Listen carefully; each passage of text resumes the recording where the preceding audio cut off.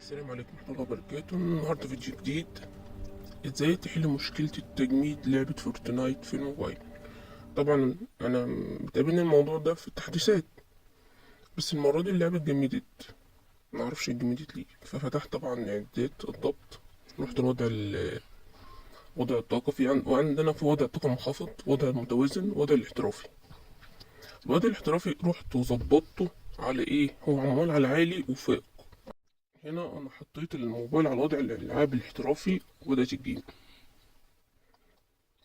بس عملت في الوضع الالعاب الاحترافي عملته قياسي وتوفير الطاقة. اخترت بدل عالي وفائق لقياسية وتوفير الطاقة في وضع الالعاب الاحترافي.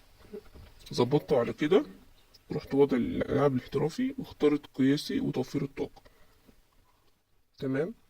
على فكرة يا جماعة بيقولوا ان مش كل الموبايلات فيها الخاصية دي، انا ما اعرفش. انا اخترت برضو، الموضوع رجع تاني واللعبة اتجمدت زي ما انتوا شايفين اهو. وقفت اتجمدت في الجيم، عامل 10 كلية، يعني دمار شامل، يعني احباط.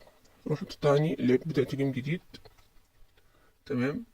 رجعت الاعدادات زي ما هي، عدد ضبط، عدد التعيين، ورحت على الوضع المتوازن، اخترت في توفير الطاقة والقياسية. تمام. وبدأت الجيم.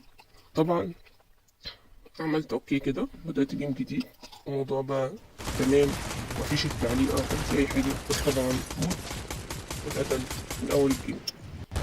هو كده لما تبقى ماشي حلو والجيم مية مية لازم تموت. لازم لا يحصل لك تجميد. انما دلوقتي الموبايل شغال، مت على طول. يا جماعة ايش بيقولوا ان مش كل الموبايلات ما فيهاش الخاصية دي، معظم الموبايلات ما فيهاش الخاصية دي، بس على حسب اصدار الموبايل. يعني انت اندرويد 9 ولا 10 ولا 12 ولا على 13. اندرويد جيمنج هيكون عندك برنامج مخصص للجيمنج نفسه. بس اعتقد انه موجودة في اغلب الموبايلات دلوقتي الحديثة، يعني الخاصية دي موجودة، بتسحب الشاشة وانت بتلعب من فوق سواء يمين او الانواع شمال. الموبايلات اللي بتيجي عليها الحاجه دي ون بلس 8 واوبو لا لا رينو لا 6. لا لا لا، بس في موبايلات كتيرة مش مش شرط. عارف بس يا جماعة أتمنى يكون الفيديو عجبكم وأن يفيدكم. متنسوش اللايك والشير والسبسكرايب، ويلا سلام. سلام.